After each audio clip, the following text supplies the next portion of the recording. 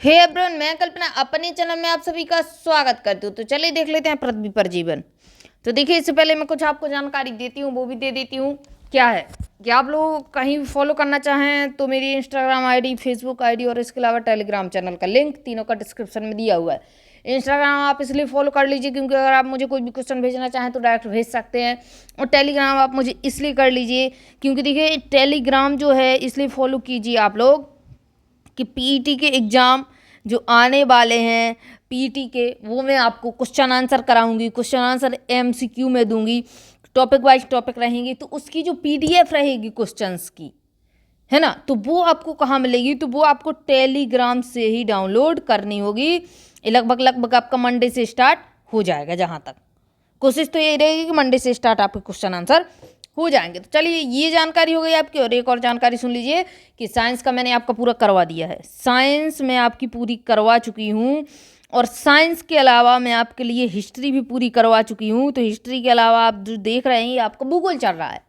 इस भूगोल के बाद क्लास 11 का आज आपका सेकंड लास्ट चैप्टर, कल आपका लास्ट चैप्टर होगा, ठीक है ना। इसके बाद आपका चलेगा 12 का।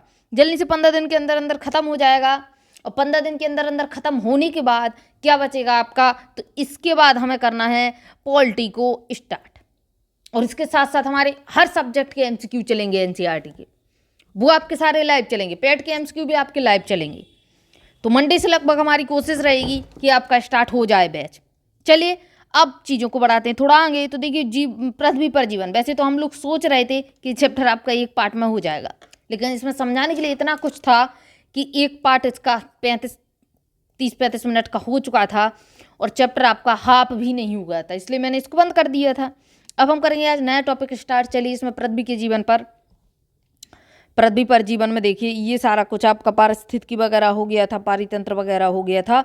आज हमें देखना था बायोम, बायोम के प्रकार, टाइप्स ऑफ बायोम्स। पिछले अध्याय में आप जान गए हैं कि बायोम का अर्थ क्या है।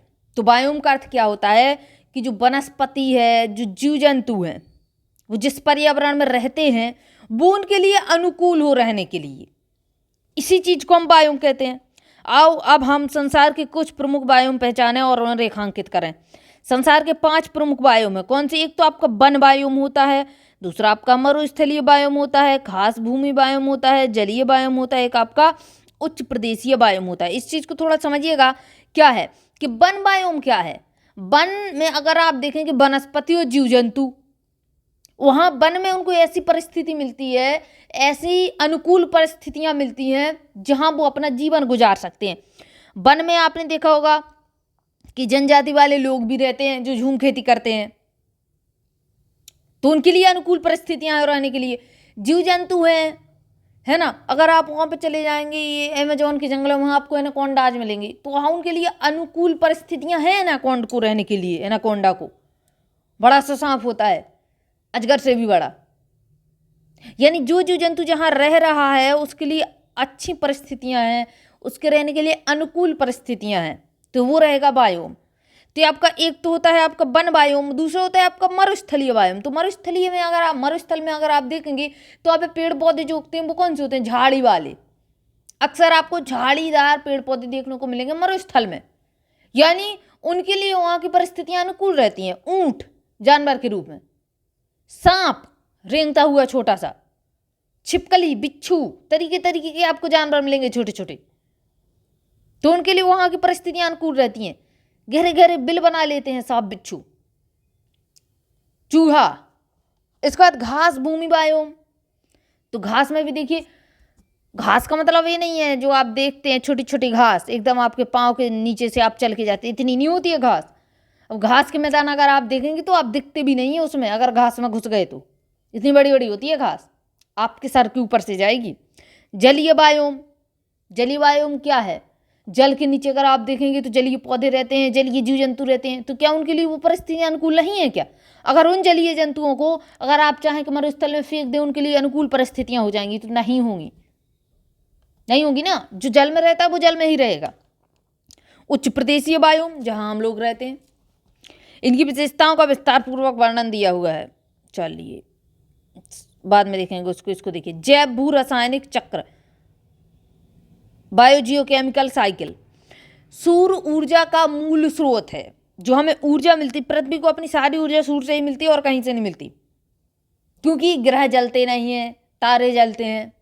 ग्रह क्या करते हैं, दूसरे से चमक लेते हैं।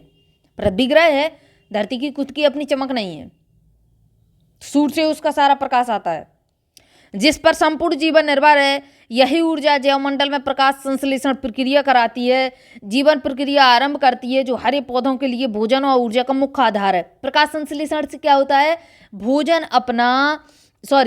पौधे अपना भोजन बनाते हैं और उनसे ऊर्जा लेते हैं, एनर्जी लेते हैं प्रकाश संश्लेषण से। जब प्रकाश संश्लेषण की प्रक्रिया होती है, तो जब पौधों के पास भोजन है तो वो क्या करता है, हमें ऑक्सीजन प्रदान करता है। यही स्थिति होती है ना, कि जब खुद इंसान हष्ट-पुष्ट हो तभी तो हमें कमा खा के, जैसे मान लीजिए घर में है, फैमिली है, आपके भाई कमा रहे हैं, आपके पिताजी कमा रहे हैं, तो जब उनमें हिम्मत नहीं रहेगी कमाने की, तो आपको खाना कैसे मिलेगा, आपकी स्कूल की फीस कैसे भरेगी, आपकी कोचिंग की फीस कैसे भरेगी। इसी प्रकार से है, जो पेड़ पौधे हैं वो हमारे लिए एक पिता समान ही है, क्योंकि उनसे हमारी सांस चलती है ऑक्सीजन से। भगवान समान है, और माता पिता भी भगवान का रूप होते हैं। जल भगवान है, अन्न भोजन जो होता है वो भगवान है आपके लिए, है ना। पेड़ हमें ऑक्सीजन देते हैं, वो भगवान है, जो कि हमारी ज़रूरतें पूरी करता है, जो हमें जिंदा रहने के लिए कुछ चीज़ें उपलब्ध कराता है। जैसे जिंदा रहने के लिए हमें क्या चाहिए, खाना, पानी, मतलब जो नॉर्मल है, सांस लेना, ये 3 चीज़ें चाहिए। फिर हमें घर से क्या चाहिए, पैसे चाहिए, कपड़े चाहिए, मकान चाहिए। तो ये हर चीज़ हमें मिलती है। वो हर इंसान हमारा भगवान होता है, जो हमारी ज़रूरत पूरी करे। चलिए देखिए आगे। प्रकाश संश्लेषण के दौरान कार्बन डाइऑक्साइड ऑक्सीजन व कार्बनिक यौगिक में परिवर्तित हो जाती है। प्रकाश संश्लेषण के दौरान क्या होती है, कार्बन डाइऑक्साइड CO2 ये क्या करती है, C हटा देती है, ऑक्सीजन हमें देती है। ठीक है, धरती पर पहुंचने वाले सूर्य तप का बहुत छोटा भाग यानी 0.1% भाग प्रकाश संश्लेषण प्रक्रिया में काम आता है डायरेक्ट। जैसे ही सूर्य की किरणें आती हैं तो सूर्य उस पर पेड़ पौधों पर पड़ती हैं, हरी पत्तियों के द्वारा इनका प्रकाश संश्लेषण होता है, फोटोसिंथेसिस। कितना भाग लगता है इस चीज़ को याद रखिएगा, सूर्य के प्रकाश का 0.1% भाग जो पृथ्वी पर आता है, धरती पर पहुंचने वाला। ठीक है, पूरा सूर्य का प्रकाश नहीं, पूरे सूर्य के प्रकाश का 0.1 भाग नहीं, बल्कि जो धरती तक पहुंचता है उसका 1.1% भाग प्रकाश संश्लेषण में काम आता है। इसके आधे से अधिक भाग पौधे की श्वसन विसर्जन क्रिया में और शेष भाग अस्थायी रूप से पौधों के अन्य भागों में संचित हो जाती है। आगे देखिए, पृथ्वी पर जीवन विविध प्रकार के जीवित जीवों के रूप में पाया जाता है। जीवधारी विविध प्रकार के पारिस्थितिकी अंतर संबंधों पर जीवित हैं। जीवधारी बहुलता, आगे देखिए कहाँ गया, जीवधारी बहुलता व विविधता में भी जिंदा रह सकते हैं। इसमें अर्थात जीवन की प्रक्रिया में देखिए, इसमें विधिवत प्रवाह जैसे ऊर्जा, जल व पोषक तत्वों की उपस्थिति सम्मिलित है। विधिवत प्रवाह का क्या मतलब, ऊर्जा हमारे पास आती है, जाती है, हम थक जाते हैं, हम काम कर लेते हैं, जल फिर से प्यास लगेगी, फिर से पी लेंगे, फिर से 2-3 जगह से, जैसे यूरिन के रूप में या आप बात करें पसीने के रूप में बाहर चला जाता है। पोषक तत्व का आदान प्रदान रहता है ना, प्रोटीन चाहिए, बहुत सारी चीज़ चाहिए होती हैं। इनकी उपलब्धता संसार के विभिन्न भागों में से भिन्न है। आगे देखिए, वर्ष के 12 महीनों में भी भिन्न देखिए, विभिन्न अध्ययनों से पता चलता है कि पिछले 100 करोड़ वर्षों में वायुमंडल और जलमंडल की संरचना में रासायनिक घटकों का संतुलन लगभग एक जैसा अर्थात बदलाव रहित है। बिल्कुल बदलाव रहित क्यों है, क्योंकि क्या है कि जैसे जलमंडल है, जल आपका जितना है उतना ही रहेगा हमेशा। अब वो बात अलग है कहीं कहीं सूखा पड़ जाए, भौम जल या फिर जैसे मरुस्थल है, जल क्या है खत्म नहीं होता है, एक जगह से दूसरी जगह खिसक जाएगा पृथ्वी पे, खत्म नहीं होता है। रासायनिक तत्वों का यह संतुलन पौधों और प्राणी ऊतकों से होने वाले चक्रीय प्रवाह के द्वारा होता है। ऑक्सीजन का चक्र चलता है, आपका कार्बन का चक्र चलता है, नाइट्रोजन का चक्र चलता है, जल का चक्र चलता है, चक्री चल रहे हैं सब। जिंदगी का भी चक्री चल रहा है, घूम घूम के मरने के बाद भी सब चक्री चलता है। आत्मा जो है एक शरीर को छोड़ के दूसरे शरीर में चली जाएगी, चक्री चल रहा है हर जगह। यह चक्र जीवों द्वारा रासायनिक तत्वों के अवशोषण से प्रारंभ होता है। पहले हम अवशोष करेंगे, क्या करेंगे, अवशोषण करेंगे, यानी ले लेंगे, पहले हम रासायनिक तत्वों को अवशोष कर लेंगे, इसके बाद वायु जल मिट्टी में विघटित हो जाएंगे, पुनः आरंभ होते हैं, फिर से खत्म, फिर से चालू, फिर से खत्म, फिर से चालू, यही चीजें चलती रहती हैं। ये चक्र मुख्यतः सौर ताप से संचालित होते हैं। सूर्य के ताप से जैवमंडल में जीवधारियों और पर्यावरण के बीच ये रासायनिक तत्वों की चक्रीय प्रवाह है।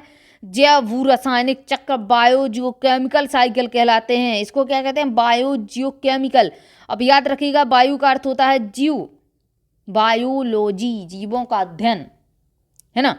और देखिए क्या होता है इसमें, अब बायोजियोकेमिकल क्यों कहा गया है, इसको समझिए, इसको 3 पार्ट में डिवाइड कीजिए। बायोजियोकेमिकल, बायो का अर्थ होता है जीवन, जीवन या जीव अथवा जियो का तात्पर्य होता है पृथ्वी पर उपस्थित चट्टानें, मिट्टी, वायु, जियोलॉजी मतलब जियोलॉजी, पृथ्वी का अध्ययन, वहीं से आपका जियोलॉजी से जियो उठाया गया है। तो उसका क्या रहेगा, पृथ्वी पर उपस्थित चट्टानें, मिट्टी, वायु और जल से है जियो का अर्थ। और केमिकल मतलब रासायनिक, तो ये रासायनिक क्रियाएं ही तो होती हैं, कार्बन की, ऑक्सीजन की, जल की। जैव भू रासायनिक चक्र 2 प्रकार का होता है। एक तो होता है आपका गैसीय चक्र, जैसे गैसीय चक्र नाइट्रोजन मान लीजिए, और दूसरा होता है तलछटी चक्र, सेडिमेंटरी चक्र, गैसियस चक्र साइकिल। देखिए गैसीय चक्र में पदार्थ का मुख्य भंडार स्रोत वायुमंडल व महासागर है। तलछटी चक्र के प्रमुख भंडार पृथ्वी की भूपर्पटी पर पाए जाने वाले मिट्टी, तलछट व चट्टान है। गैस का मतलब है गैस से संबंधित यानी वायु से संबंधित। तलछटी का क्या मतलब है, तलछटी का मतलब क्या है, जो मिट्टी वगैरह, मिट्टी है, तलछट है, चट्टानें हैं, फिर से बन जाएंगी, फिर से घुल जाएंगी, फिर से चक्र चलता रहता है। जल चक्र हम लोग पढ़ चुके हैं, अब इसको नहीं देखेंगे। कार्बन चक्र देख लीजिए, अब उसमें लिखा हुआ भी नहीं, उसमें दे दिया अध्याय 13 को देखें तो अध्याय 13 में हम लोग देख चुके हैं। कार्बन चक्र देखिए, द कार्बन साइकिल। सभी जीवधारियों में कार्बन पाया जाता है, जैसे हम लेते तो ऑक्सीजन है अंदर की साइड O2, लेकिन क्या करते हैं, निकालते बाहर क्या है, CO2, यानी कार्बन हमारे अंदर से ही आ रहा है। कार्बन कहाँ से आ रहा है, हमारे अंदर से। कार्बन हमारे अंदर पाया जाता है, हर जीवधारी में कार्बन पाया जाता है, सभी जीवधारियों में कार्बन पाया जाता है। यह सभी कार्बनिक यौगिकों को मूल तत्व है। जितने भी कार्बनिक यौगिक हैं उसमें सब में आपको कार्बन मिलेगा। जैवमंडल में असंख्य कार्बन यौगिक के रूप में जीवों में विद्यमान है। बहुत सारा कार्बन जीव जंतुओं में विद्यमान है। जीव जंतु यानी हम भी जानवर हैं, है ना। कार्बन चक्र कार्बन डाइऑक्साइड का परिवर्तित रूप है। ये क्या है, एक तो कार्बन C मतलब कार्बन, और O2 जो हम अंदर लेते हैं वो इसमें लपेट जाता है, लपेट के इसको बाहर लाता है, CO2 कार्बन डाइऑक्साइड। तो इसका ये परिवर्तित रूप हो गया। सांस जब हम अंदर लेंगे तो उसको बाहर तो आना ही है, कहाँ जाएगा O2, कहीं नहीं जा सकता है, लेकिन वो कार्बन को खींच के लाता है अंदर से। यह परिवर्तन पौधों में प्रकाश संश्लेषण प्रक्रिया द्वारा कार्बन डाइऑक्साइड के यौगिकीकरण द्वारा आरंभ होता है। इस प्रक्रिया में कार्बोहाइड्रेट्स व ग्लूकोज बनता है, जो कार्बनिक यौगिक जैसे स्टार्च, सेलुलोज, सुक्रोज के रूप में पौधों में संचित हो जाता है। कार्बोहाइड्रेट का कुछ भाग सीधे पौधों की जैविक क्रियाओं में प्रयोग हो जाता है। इस प्रक्रिया के दौरान ये चित्र हम बाद में देखेंगे, कार्बन चक्र। इस प्रक्रिया के दौरान विघटन से पौधों के पत्तों व जड़ों द्वारा कार्बन डाइऑक्साइड गैस मुक्त कर दी जाती है। पत्ते हटा देते हैं, जड़ हटा देती है, कार्बन डाइऑक्साइड को हटा देते हैं। शेष कार्बोहाइड्रेट्स जो पौधों की जैविक क्रियाओं में प्रयुक्त नहीं होते, वे पौधों की ऊतकों में संचित हो जाते हैं। ये पौधे या तो शाकाहारियों के भोजन बनाते हैं, शाकाहारियों के जैसे हम लोग क्या खाते हैं, बैगन का पौधा है, टमाटर का पौधा है, सब्जी खाते हैं ना हम लोग, लौकी है ना, कद्दू, तोरई, ये सब कहाँ से आता है, पौधे ही से तो आता है। तो जो पौधे या तो शाकाहारियों का भोजन बनते हैं, अन्यथा सूक्ष्म जीवों द्वारा विघटित हो जाते हैं। शाकाहारी उपभोग किए गए कार्बोहाइड्रेट्स को कार्बन डाइऑक्साइड में परिवर्तित करते हैं और श्वसन क्रिया द्वारा वायुमंडल में छोड़ते हैं। इनमें शेष कार्बोहाइड्रेट्स का जंतुओं के मरने पर सूक्ष्म जीव अपघटन करते हैं। सूक्ष्म जीवाणुओं द्वारा कार्बोहाइड्रेट्स ऑक्सीजन प्रक्रिया द्वारा कार्बन डाइऑक्साइड में परिवर्तित हो जाते हैं, पुनः वायुमंडल में आ जाती है। बार बार चक्कर चलता रहता है, आप कोई बड़ी बात नहीं है। ऑक्सीजन चक्र देख लीजिए। प्रकाश संश्लेषण क्रिया का प्रमुख सह परिणाम ऑक्सीजन है। प्रकाश संश्लेषण जो प्रक्रिया होती है उसमें क्या होता है कि पौधे बाद में जो क्या करते हैं, रिजल्ट क्या देते हैं, ऑक्सीजन ही तो बाहर छोड़ते हैं, वो ऑक्सीजन हम लोग सांस में लेते हैं। यह कार्बोहाइड्रेट्स के ऑक्सीकरण में सम्मिलित है, जिससे ऊर्जा कार्बन डाइऑक्साइड व जल विमुक्त होता है। इसमें जल वाष्प निकलते हैं और कार्बन डाइऑक्साइड और क्या निकलता है, जिससे ऊर्जा कार्बन डाइऑक्साइड जल विमुक्त होता है। इधर पर देखिए, कार्बोहाइड्रेट्स के ऑक्सीकरण में सम्मिलित है ऑक्सीजन चक्र बहुत ही जटिल प्रक्रिया है। बहुत से रासायनिक तत्वों और सम्मिश्रणों में ऑक्सीजन पाई जाती है। हर जगह ऑक्सीजन मिल जाएगी आपको। यह नाइट्रोजन के साथ मिलकर नाइट्रेट बना देती है N2O, तथा बहुत से अन्य खनिजों और तत्वों से मिलकर कई तरह के ऑक्साइड बनाती है। कार्बन डाइऑक्साइड, कार्बन के साइड मिली, नाइट्रोजन में मिलेगी तो नाइट्रेट बनाएगी। जैसे देखिए आयरन में मिलेगी तो आयरन ऑक्साइड यानी जंग लगा देगी। एल्युमिनियम में मिलेगी तो एल्युमिनियम ऑक्साइड एल्युमिनियम ऑक्साइड बना देगी। सूर्य प्रकाश में प्रकाश संश्लेषण प्रक्रिया के दौरान विटामिन व वर्णक पिगमेंट आदि में यह एक महत्वपूर्ण घटक है। वायु में स्वतंत्र रूप से पाई जाने वाली नाइट्रोजन को अधिकांश जीव जो है प्रत्यक्ष प्रकार से असमर्थ रहते हैं, डायरेक्ट ही नहीं ले पाते हैं। जो क्या होता है कि नाइट्रोजन आपकी डायरेक्ट आपके अंदर नहीं जाएगी, जैसे ऑक्सीजन आप सांस में लेते हैं। नाइट्रोजन के क्या होता है, नाइट्रोजन पहले तो जाती है जमीन में, फिक्सेशन होता है इसका। देखिए इसको केवल कुछ विशिष्ट प्रकार से जीव जैसे कुछ मृदा जीवाणु व ब्लू ग्रीन एल्गी, इस चीज़ की याद रखिएगा, जो ब्लू ग्रीन एल्गी होती है क्या करती है, इसे प्रत्यक्ष गैसीय रूप में ग्रहण कर लेती है। कुछ जीवाणु होते हैं, कुछ ब्लू एल्गी होते हैं जो डायरेक्ट इसको ग्रहण करते हैं, किसको, नाइट्रोजन को। सामान्यतः नाइट्रोजन यौगिकीकरण द्वारा ही प्रयोग में लाई जाती है। नाइट्रोजन क्या होती है, नाइट्रोजन घुली हुई नाइट्रोजन मिट्टी में रहती है, मिट्टी से वो पौधों में जाती है, पौधों से फल में जाएगी और फल से हम तक पहुंचती है। इस प्रकार से नाइट्रोजन जाती है हमारे अंदर। नाइट्रोजन का लगभग 90% भाग कैसा है, बायोलॉजिकल है यानी जैविक है, अर्थात जीव ही ग्रहण करता है। स्वतंत्र नाइट्रोजन का प्रमुख स्रोत मिट्टी के सूक्ष्म जीवाणुओं की क्रिया और संबंधित पौधों की जड़ें और रंध्र वाली मृदा है। रंध्र यानी छिद्र होंगे जिस मृदा में छोटी छोटी, तो वहां पर जाएगी नाइट्रोजन और फिर क्या होता है, वो पौधों में चली जाती है, वहां से पौधों से फल में हमारे अंदर आ जाएगी, जहां से यह वायुमंडल में पहुंचती है। वायुमंडल में भी बिजली चमकने व अंतरिक्ष विकिरण द्वारा नाइट्रोजन का यौगिकीकरण होता है। एक तो आपके जो फलीदार पौधे होते हैं उसमें ग्रंथियां होती हैं छोटी छोटी जड़ों में, उसमें नाइट्रोजन रहता है। इसके बाद अगर आप बात करें कि ब्लू एल्गी है आपकी, इसके बाद आप बात करें कि कब होगा, तो अंतरिक्ष में विकिरण होता है, कॉस्मिक रेडिएशन, या फिर जब बिजली चमकती है तब क्या होता है, तब भी नाइट्रोजन का यौगिकीकरण होता है। ये सब जो है आपकी डिटेल में उसमें साइंस में पढ़े हैं, साइंस वाले वीडियोज में। महासागर में कुछ समुद्री जीव भी इनका यौगिकीकरण करते हैं। वायुमंडलीय नाइट्रोजन के इस तरह यौगिक रूप में उपलब्ध होने पर हरे पौधों में इसका स्वांगीकरण होता है, नाइट्रोजन एसिमिलेशन होता है। शाकाहारी जंतुओं द्वारा इन पौधों के खाने पर इसका कुछ भाग उनमें चला जाता है, जैसे हम लोग खाते हैं।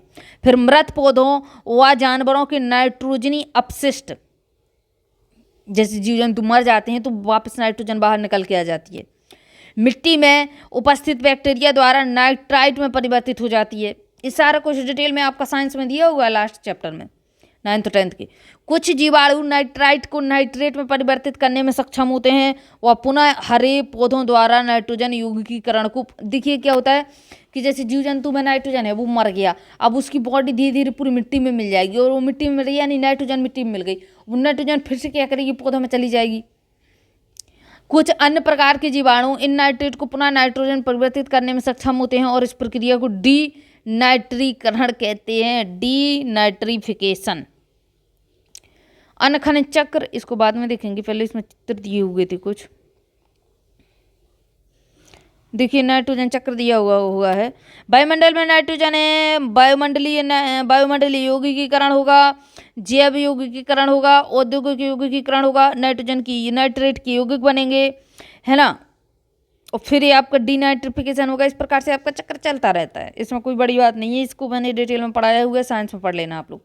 अन्य खनिज चक्र, जैवमंडल में मुख्य भू रासायनिक तत्वों जैसे कि आपका कार्बन का चक्र चलता है, ऑक्सीजन का चक्र चलता है, हाइड्रोजन का चलता है, नाइट्रोजन का चलता है के अतिरिक्त पौधों व प्राणी जीवन के लिए अत्यधिक महत्व के बहुत से अन्य खनिज मिलते हैं।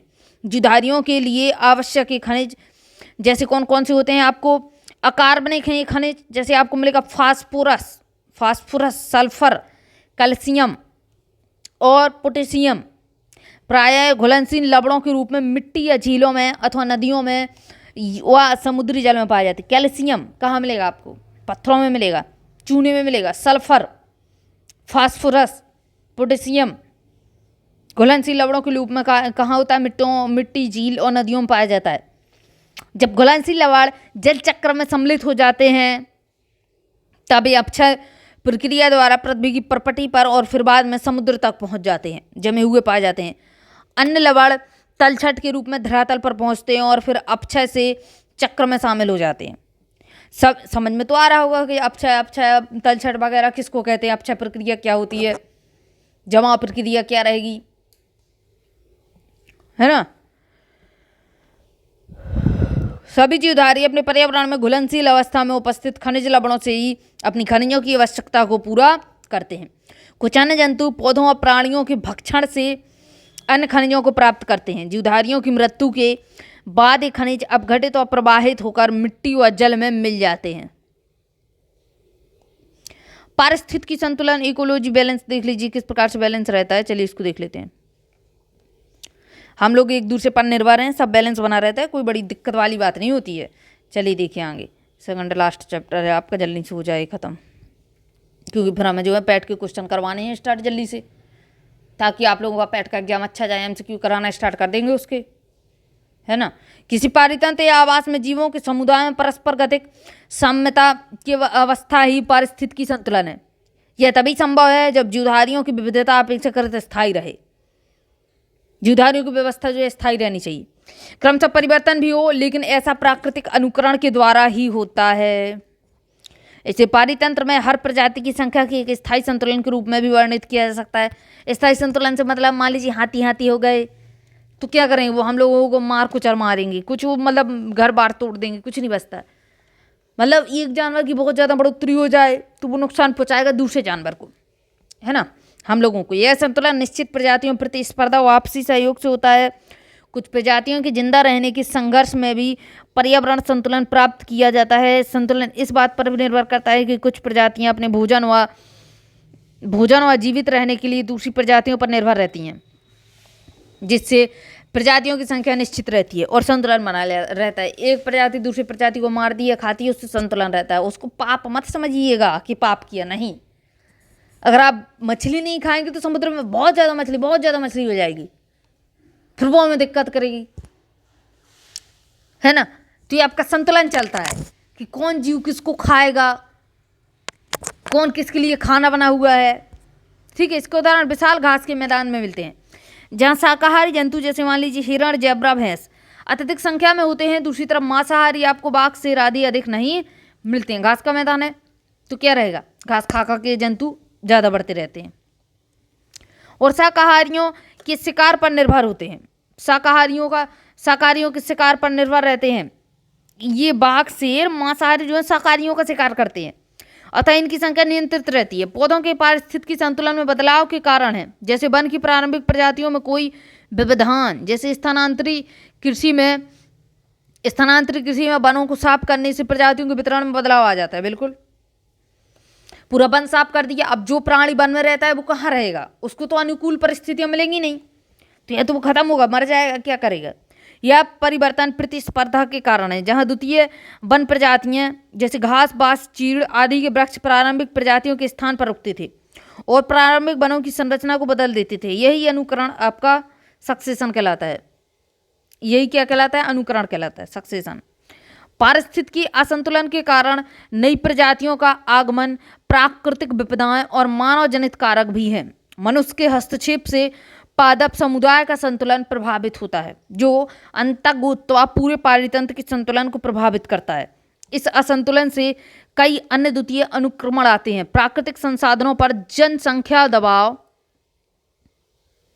जनसंख्या दबाव से भी पारिस्थितिकी बहुत प्रभावित होता है। इसने पर्यावरण के वास्तविक रूप को लगभग नष्ट कर दिया है। बिल्कुल, जैसे मान लीजिए बहुत ज़्यादा जनसंख्या बढ़ गई है, ठीक है, तो अब क्या हुआ कि हम लोग पर्यावरण से खेल रहे हैं। क्यों? क्योंकि अब हमें शौक हो गया पहाड़ी पे घर बनाना है, जाके उसको वहाँ पहाड़ी पे घर बना लिया, है ना। पहाड़ियों का जो जंगल था उसको साफ कर दिया। अब बताइए, पहाड़ी की जंगल को साफ कर दिया तो वो जो जड़ें हैं वो पहाड़ी को बांध के रख रही थी, वो कहाँ से रह जाएंगी? ठीक है, अब हमें शौक आया, नहीं नहीं नहीं, हमें तो मतलब जहाँ पे ग्रीन है वहाँ पे घर बनाना है। आपने जंगल साफ किया, आधा घर बना लिया, फिर पर्यावरण को नुकसान। हर तरीके से हम जनसंख्या बढ़ा के और पर्यावरण को नुकसान पहुंचा रहे हैं। तो ये चीज़ बता रखा है कि इसका जो है नष्ट हो रहा है और पर्यावरण और सामान्य पर्यावरण पर भी बुरा प्रभाव डाला है। पर्यावरण असंतुलन से ही प्राकृतिक आपदाएं आती हैं, जैसे बाढ़, भूकंप, बीमारियां और कई जलवायु संबंधी परिवर्तन। बहुत ज़्यादा जनसंख्या बढ़ जाएगी तो आप और लोगों को रहने के लिए जगह नहीं रहती, फिर आप लोग और जंगल को साफ करते हैं। फिर हमें खाने के लिए चीज़ चाहिए तो हम क्या करते हैं, फिर हम खेती करने के लिए जंगल साफ करते हैं। यानी हर तरीके से हम लोग पर्यावरण को नुकसान पहुंचा रहे हैं। तो क्या होगा, दिक्कत आएगी। विशेष आवास स्थानों में पौधों और प्राणी समुदायों में घनिष्ठ अंतर्संबंध पाए जाते हैं। निश्चित स्थानों पर जीवन विविधता वहाँ के पर्यावरणीय कारकों का संकेतक है। इन कारकों का समुचित ज्ञान व समझ ही पारितंत्र के संरक्षण व बचाव के प्रमुख आधार हैं। तो अगर हमें पारितंत्र चाहिए तो हमें समझ होनी चाहिए, संरक्षण होना चाहिए, बचाव होना चाहिए पर्यावरण के लिए, तभी हम पारितंत्र को स्थिर रख सकते हैं। चलिए, क्वेश्चन मन करे तो कर लेना, बाकी तो मैं आपका जब करवाऊंगी तो करवा ही दूंगी। ये लिखना चाहें तो लिख लेना, पारिस्थितिकी से आप क्या समझते हैं, पारितंत्र क्या है। चलिए, ये चैप्टर आपका इधर पर समाप्त रहता है। अब आपका रह गया लास्ट चैप्टर। कौन सा रह गया? लास्ट, यानी 16 नंबर चैप्टर पढ़ेंगे। ये आपका 15 नंबर चैप्टर है ना, ये आपको 15 नंबर चल रहा है। चलिए, मिलते हैं लास्ट चैप्टर के साथ, तब तक के लिए जय हिंद, जय भारत।